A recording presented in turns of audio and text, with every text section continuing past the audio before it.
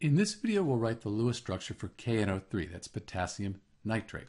So we have a metal here, potassium, and then a group of nonmetals. When we have a metal and nonmetals, that is an ionic compound.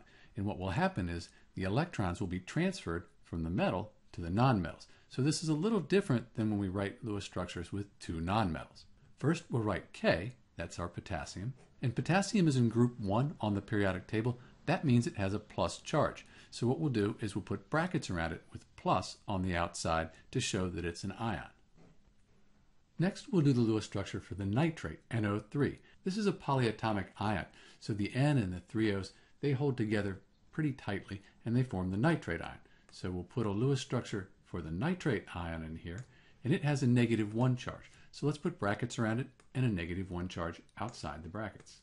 So we now have a negative charge on the nitrate ion, and that came from the potassium, which lost its 1 valence electron. Potassium lost a valence electron, it became positive.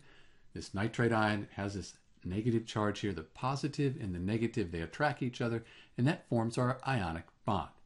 Note that KNO3 as a solid exists as a crystalline structure, so this is one unit of that crystalline structure.